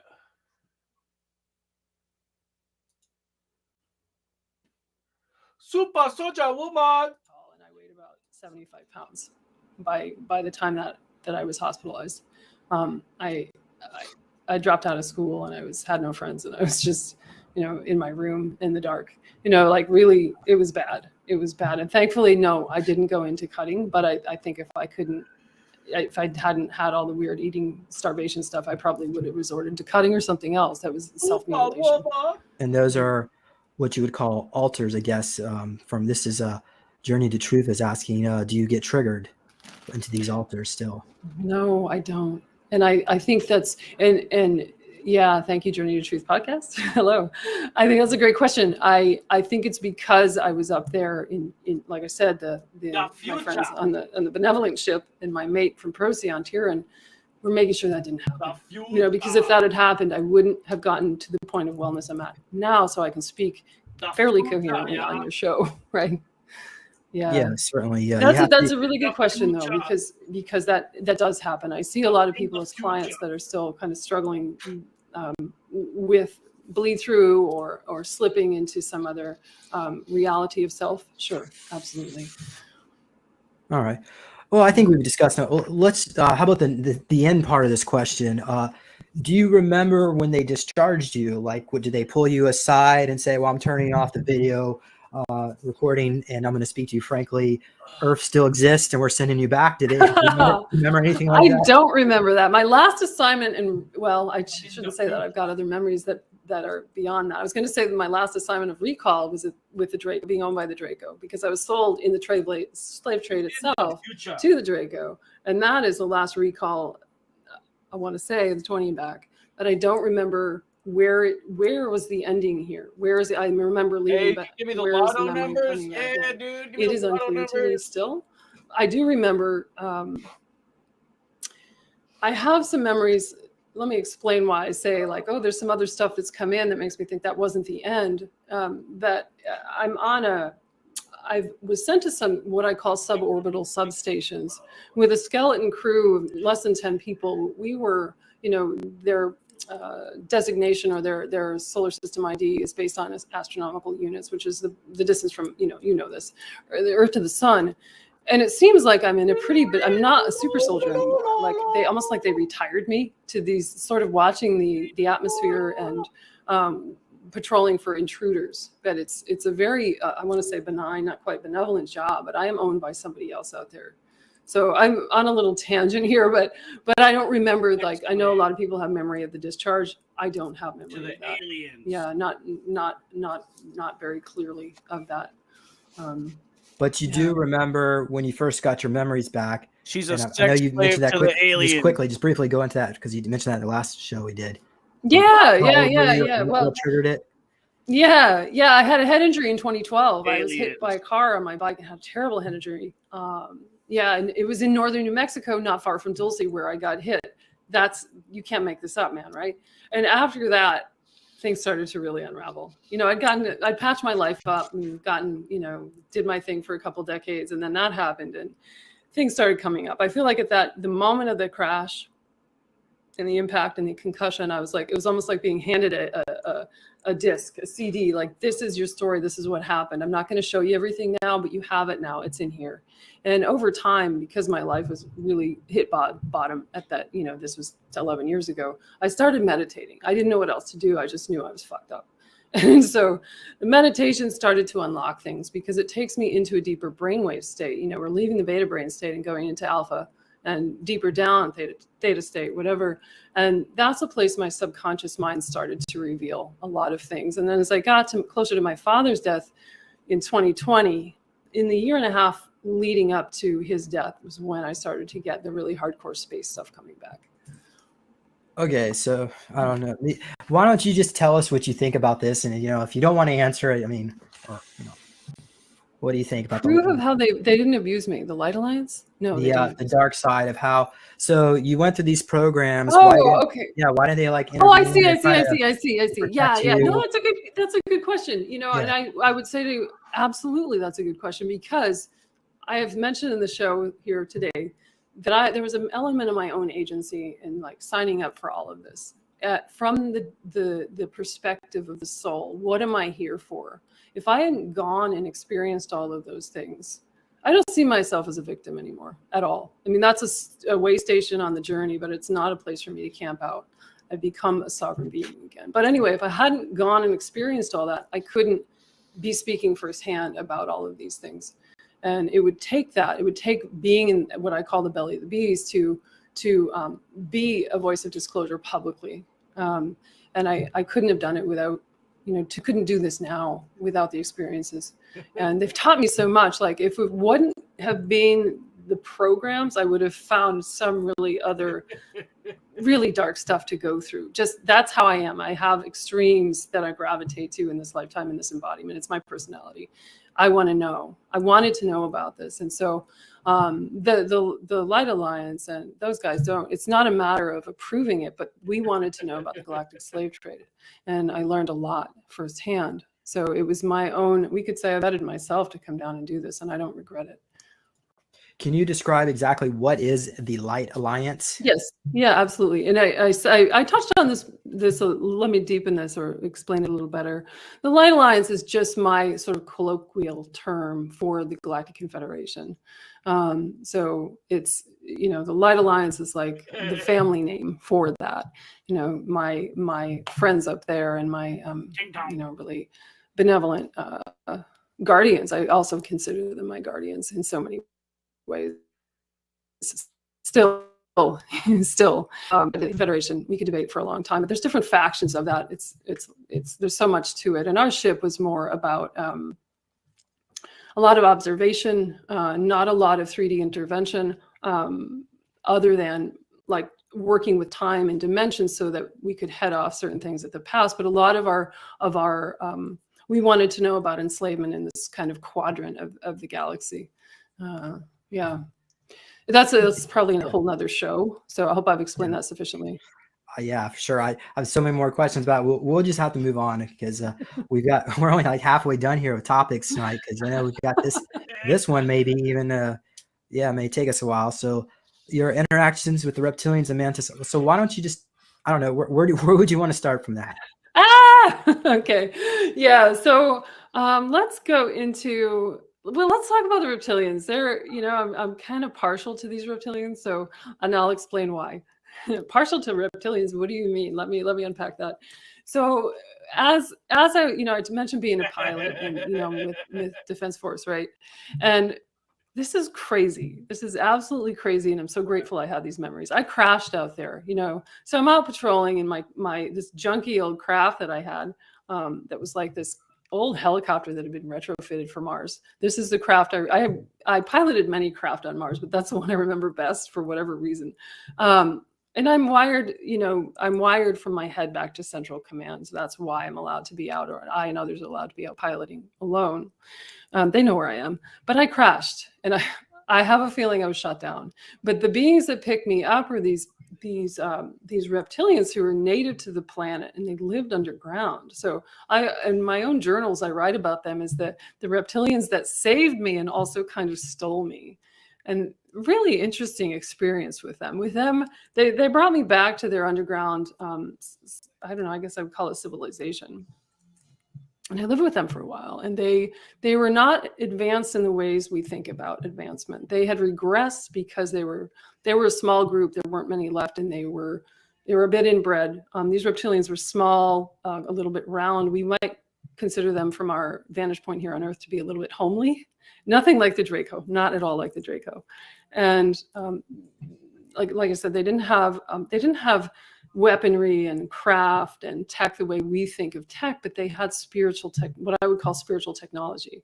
They were interacting with the spiritual energies of Mars, of their planet. Mars being a living being, just like Terra is a living being. We can interact with those energies. And they've been able to create what they needed to survive underground. They had survived a cataclysm on Mars, and that's why they were an isolated group out there.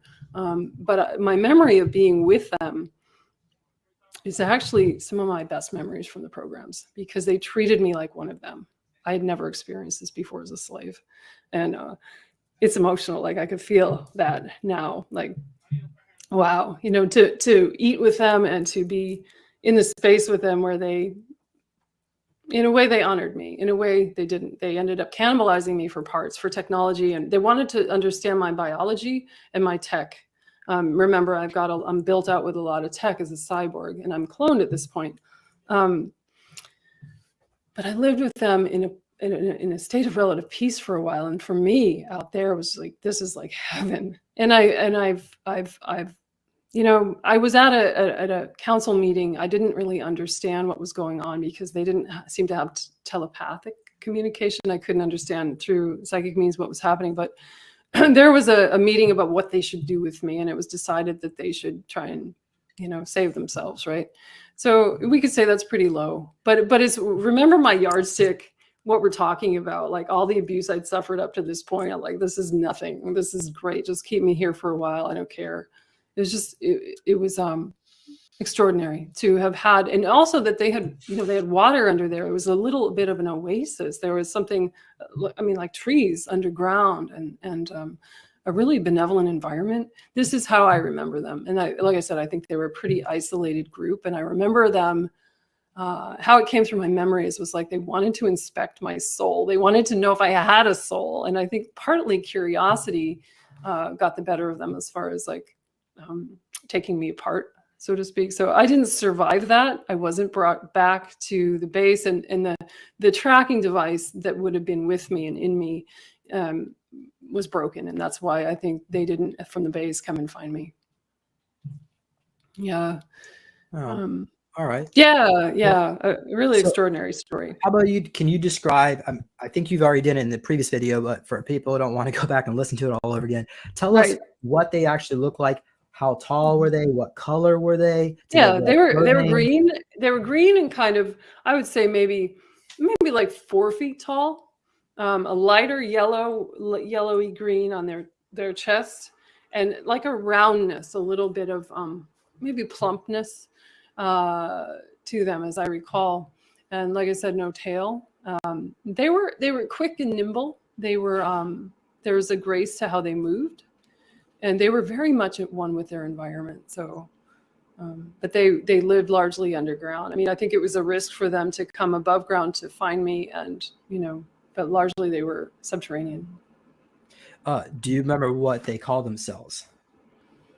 No idea what they call themselves. Did no they no actually idea. Did they ever speak to you? I guess with their own mouth, like gruntle sounds or anything? Yeah, they had. I mean, it was weird. They had their own method of communication with each other, but it wasn't telepathic, and it didn't seem to be like almost like a verbal language. It was like movements, and it was. I mean, we would consider it kind of crude. We would consider it like really, really basic. I'm sure they were communicating complex ideas, but it was through a lot of hand, like movement of the body, movement of the hand, movement of the eyes. And maybe it was a different kind of telepathy that I didn't understand. I couldn't pick up on it psychically. I'm really not sure about that. And there was the guttural sounds, but it was a combination of those things. Really unique kind of something felt really ancient about it. Yeah. All right. And what kind of food would they serve you? Yeah, there was something very I remember it as almost like a succulent, this big fat green, like a fat leaf, like a desert plant almost or something. But it was vegetable. It was a vegetable matter that they gave me. Yeah. Far out. So what did it taste like? Oh, it didn't taste like much. I mean, it was fine. It wasn't it didn't have much flavor to me, like either way. It was pretty neutral, wasn't sharp or pungent. It was fine. I would have eaten more happily. I'm sure I did. Yeah. Okay. Did you see any other people there, human type people being held? No, they had never seen a human. I felt like I'd been like dropped out of an airplane into some pygmy tribe and wherever, like they'd never seen a human. That's why they were like, what is she? They're like, wow, far out. Like, was it a he or she, or what was I at that point? What, it'd be interesting to see myself through their eyes. Like, what must I have seemed like to them? Right. Yeah. Here's a great question from, oh, okay, I don't know who said it. But anyway, were they vegan? I don't think that they were, but a lot, we could make an assumption that they were fairly vegetarian, because a lot of what I saw there was like vegetable matter. They didn't, I think that they were opportunists, and probably what happened was that they were able to grow a lot of stuff, and so they adapted to that over time. Remember, this group seemed to be dying out, so I think they would have, if they could hunt above ground or whatever, they would have. But yeah. All right. And did these reptilians know that you went through a lot of trauma and try to heal you? Ooh, yeah. I'm sure they knew I'd been through a lot of trauma. And I'm wondering too if they, from their spiritual perspective, did they also think that they were doing me a favor, by terminating, something that had been. So from their mind, like, think about spiritual beings working with the spiritual energy of a planet.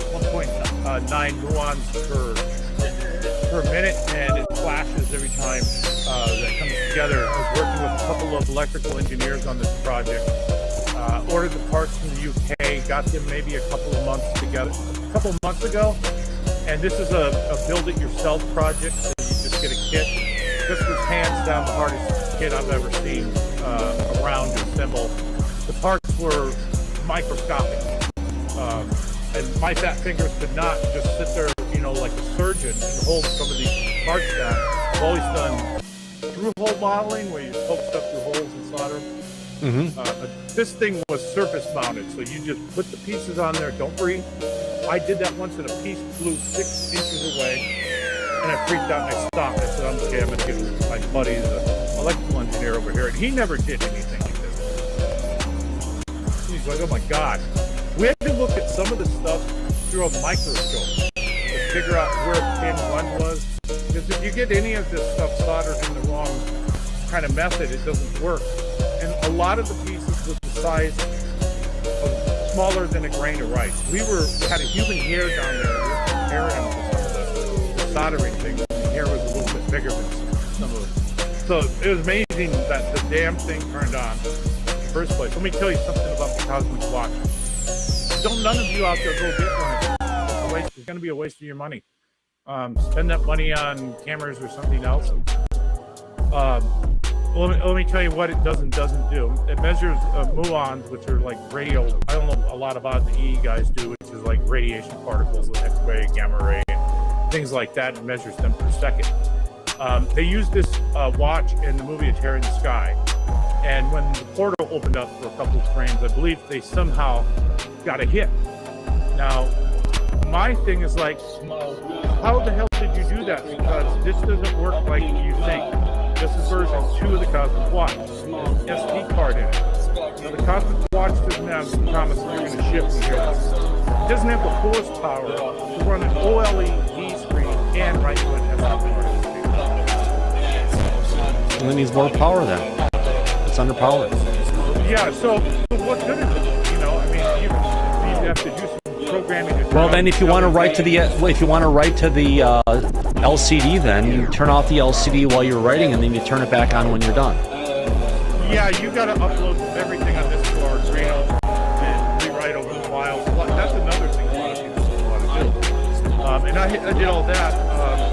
But so anyway, one of the electrical engineers wrote a reroute, wrote a Python script, and the next day had an executable file. So when it's hooked up to a computer, you can get the data reading through a USB cable, and that's what he did. Is he's now wrote a program where we're logging this to CSV files. So all this is getting logged. But also, how old is the programmer? About 65 or 70? He's not that old. So anyway, we now have the data written down, so we can graph it later. Oh. Yeah, so the programmer, where the Cosmic Watch doesn't have a clock, what I found out. So it doesn't know what time it is. I'm like, you gotta be shitting me. This is written by MIT guys, and they kind of had a little oversight there. So, but you can figure that out other methods. So anyway, we do have now free software for this that will log it, and it logs a lot. So let me give you an example. We now have fire hose data. Yeah. This is just from the clock, right? Yeah, just from the Cosmic Watch, just that one sensor, let alone all the other stuff going on. Just this one sensor now, and I think 90 hours of uptime recorded 600,000 muon hits. Interesting, to say the least. Really quick, if I can, I want to go ahead and thank Shelly for that super chat coming in. Holy cow, $20. Thank you very much, Shelly. I am honestly humbled and so thankful for your support of the disclosure tonight. Thank you very much, Shelly. Shelly's a long-time viewer. She's been around here for a while. We appreciate everything that you do and your continued support of the shows, Shelly. Thank you very much. We're very humbled and thankful for your support. Remember, Disclosure Tonight is a fan-funded program. It wouldn't be the same if it wasn't for viewers, people who chipped in like Shelly. Thank you very much, Shelly. Again, very humbled for your support. Thank you very much. So back to you, Tom, as we're talking about this interesting contraption you've got for going. Now, here's the next question. It generates a lot of generates a lot of data. What kind of systems or machine learning systems do you have for analyzing that data for finding what a result of something that actually happened? That's what we're talking about, what we're going to do next, because now finally we can record it. So at least we have that. So let's say when another thing does happen. So this is going to take a long time to get this all worked out.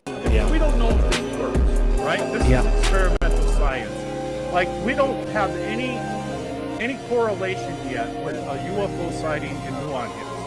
So that's where it's something that just needs a lot of investigation, a lot of sightings. The more people they get this technology out there, and it's something that if something else that is screwing with time, space, and space-time, it could potentially affect the muons that you're actually receiving, and you'll be able to have something to record to go along as yet another signal intelligence for what's going on. And I know they use these on a tear in the sky, but they weren't able to really come up with anything other than saying, hey, we've got this cool cosmic watch with us. Yeah, well, yeah, it's an open source project, so anybody can kind of join in. It's a third project. So the idea here is now, if I get another capture coming in, I can at least go pull the file off the Alienware and say, well, okay, I can search through date and time. I can chop that part of the data off. We can line graph it. So you can live after the same second that this thing showed up on camera. And that's one of the most difficult parts of having all this stuff, the synchronization of time. Everything has to be synced. Or it's a pain in the ass after the fact, post-production. Yeah. And then it's going to take, did it happen, yes or no? And then it's going to take multiple sightings and different types of people that are using it. And even determine if this thing even detects anything, if it's worth the money that's being invested into it. It's a big question mark right now where nobody knows where this is possibly going to go. And interesting to say the absolute least. In a breaking, where did that go here? UFO alert. We've got another one coming in, believe it or not. If I jump across to the desktop Zoom, we've got a tweet coming in about Daniel Sheehan. We know Danny Sheehan. He was the lawyer who represented Lou Elizondo for some time.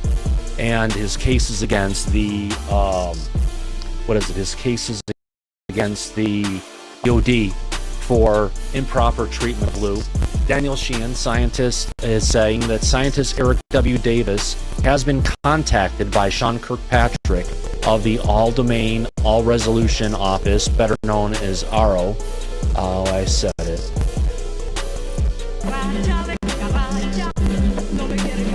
Remember ARO rhymes with Charo. And we are going to try to interview Admiral Wilson. So, good news. Wilson's going to be interviewed. Eric Davis is part of it now. You know, they've been really slow on going and trying to bring forward the facts, to bring forward the people, and, you know, potentially for hearings or for whistleblowers. It seems like, you know, when did they bring up Admiral Wilson and add him into the actual record of something that they had to go ahead and take a look at? July of last year. Isn't he like 92? I don't know. Maybe they're waiting for him to die. They need to interview him like fast. Or maybe they need to interview him fast and anything. Bobby Raymond. Not only that, they need to start moving forward on some of the different cases that they're getting hit with, because reportedly ARO is getting hit with a bunch of cases. Granted, all there are a bunch of case numbers that have come out of a FOIA from John Greenwald at the eBay Black Vault. Get your alien probes free. No. Anyway. I thought that was are those recent ones or are those past? We don't know. Let me see if I can get to OpenAI here. I've got an article that I transposed last night. Give me a second here. So it's funny because, like, there's people on UFO Twitter that are, you know, that would know about Sean Kirkpatrick, and they're not saying very good things. But then you have people that are officials, like, you know, this guy, what's his name again? Can't think, my ankle. But he's saying, you know, there's people not saying very good things on UFO Twitter. Well, about Sean Kirkpatrick, but yeah, so there's other people who are saying there's good things about Kirkpatrick. So we just don't know right now if it's sizzle or fizzle. You about had me spitting tea all over one of these drawers. So when here they we blew off your leg, So, what did are we they, talking about? Let's see if I can go ahead and get up the document here. Just give me 1 second here. It's some more news we can go ahead and covering and breaking new UFO news a little bit that we have. Let's dig into it, shall we? Let me get over to... As I missed part of the beginning, so and I hope you get better soon. Hope the pain dies down for you. Oh, thank you. Appreciate it, guys. All right, what are we talking about here? Well, a newly released documents reveals an index of UFO cases at the RO office. What are we talking about? Let me go ahead and get this up here. We can go ahead and discuss it. Let's get up a graphic here, courtesy of John Greenwald. Well, not really, but let's bring it up and show it on the screen, and let's jump into this, shall we?